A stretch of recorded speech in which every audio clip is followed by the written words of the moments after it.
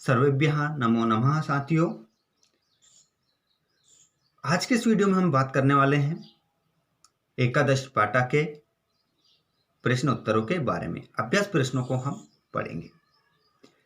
इससे पहले हमारा जो वीडियो आया था उसमें हमने पाठ 11 को कंप्लीट कर लिया था, पाठ को अच्छे से पढ़ा था और समझा था। वो बुद्ध का गृह त्याग, ठीक है, किस तरह से उन्होंने घर का त्याग किया था। जब उन्होंने घर का त्याग किया था उसके पहले की उनकी मानसिक स्थिति के बारे में इस पाठ में बताया गया था। हमने अच्छे से समझा है, पढ़ा भी है।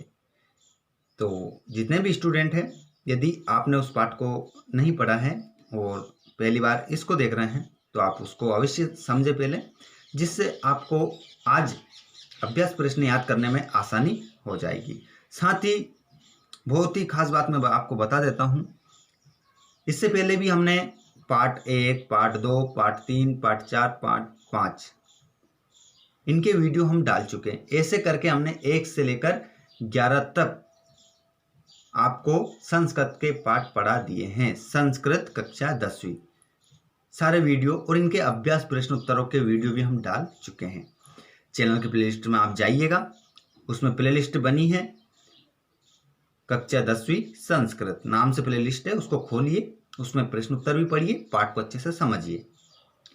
और बहुत ही महत्वपूर्ण बात तो यह है कि इसी वीडियो के डिस्क्रिप्शन में मैं आपको जितने भी पाठ हमने पढ़े हैं, जितने भी अभ्यास प्रश्नों को हमने पढ़ा है, उन सभी के लिंक मैं आपको इसी वीडियो के डिस्क्रिप्शन में दे रहा हूँ। उसमें जाकर आप उसको देख सकते हैं। आपको जो भी पाठ पढ़ना है वो पढ़ा सकते हैं। चलिए तो हम शुरू करते हैं हम आज के इस वीडियो को। पहले पढ़ेंगे हम एक पदेन उत्तरम लिखत। साथ ही आपसे रिक्वेस्ट है, यदि आप हमारे चैनल पर नए हैं तो चैनल को सब्सक्राइब करके घंटी के बटन को दबा लें, जिससे जब भी हमारा नया वीडियो आएगा उसका नोटिफिकेशन आपको मिल जाएगा।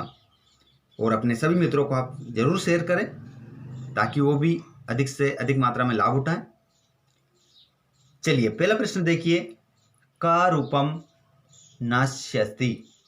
का रूपम नाशिष्यति, तो कौन रूप का नाश करता है?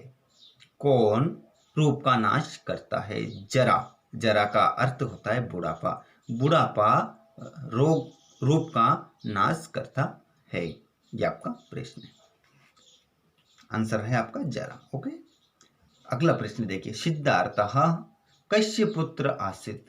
सिद्धार्थ कस्य पुत्र आसीत्। सिद्धार्थ किसका पुत्र था? सिद्धार्थ किसका पुत्र था? तो किसका था? शुद्धोदनस्य। शुद्धोदन का। किसका था? शुद्धोदन।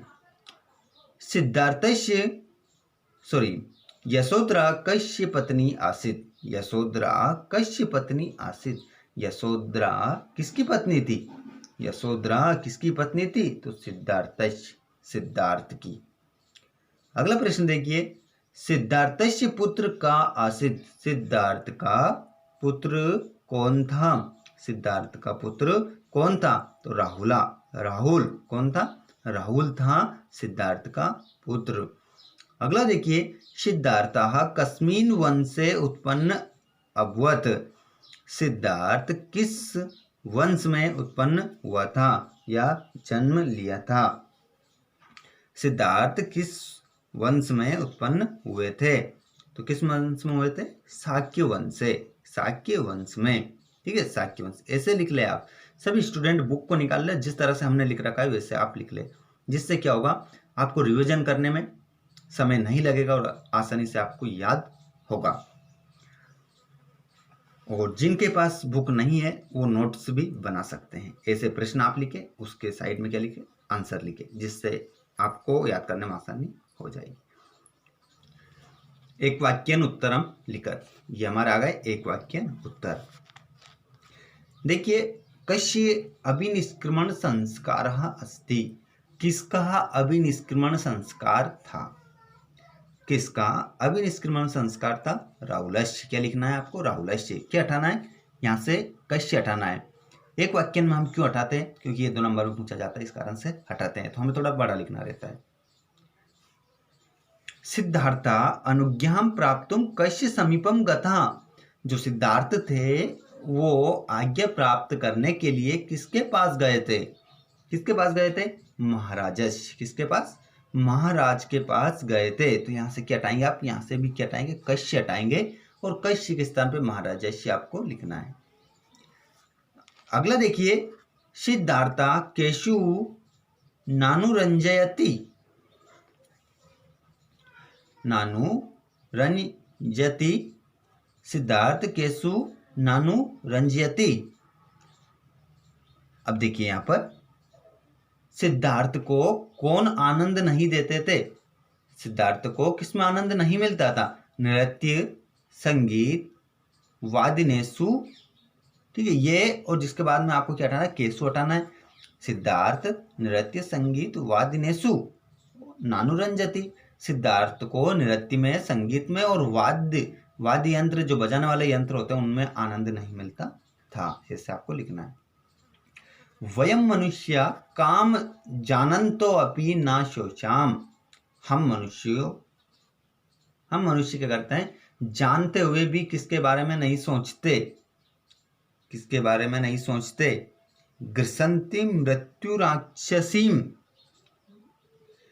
तो यहां से आपका हटाए, का के स्थान पर लिखेंगे आप? ग्रसन्ति मृत्यु राक्षसी।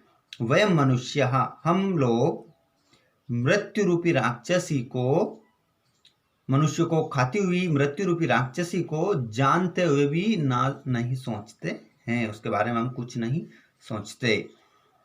देखिए, मनुष्यस्य यौवनम विलास चा कदा शोभते। मनुष्य का यौवन और विलास कब शोभा देता है? मनुष्य का यौवन और विलास कब शोभा देता है? यौवन का अर्थ होता है जवानी। मनुष्य की जवानी और विलास कब शोभा देता है?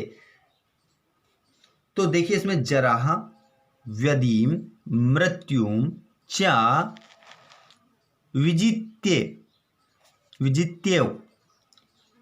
जरा, व्यदीम, मृत्युम च विजित्येव।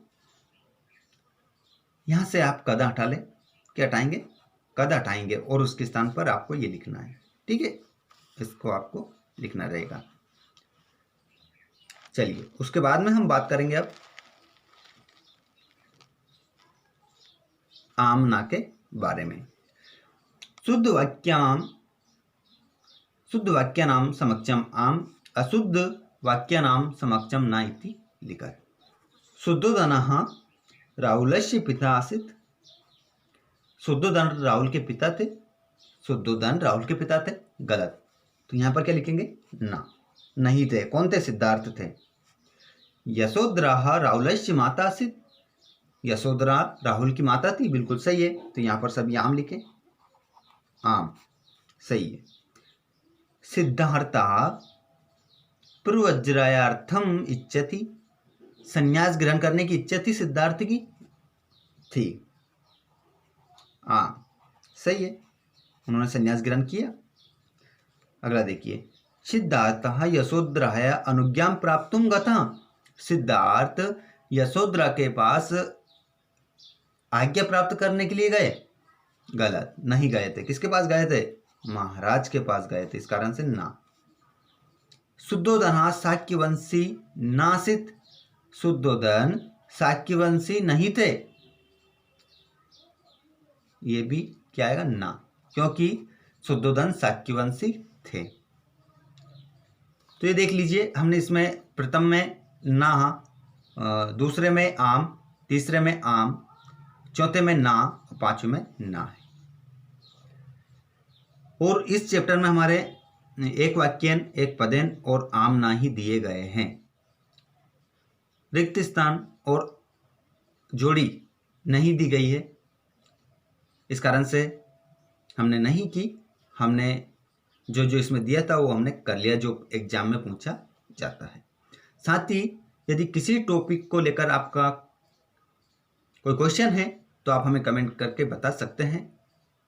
हम उसे समझाने की कोशिश करेंगे, आपको बताएंगे। उसके ऊपर यदि कोई बड़ा टॉपिक होगा तो उसके ऊपर एक वीडियो भी बना देंगे, चाहे वो संस्कृत से संबंधित हो या हिंदी से संबंधित हो।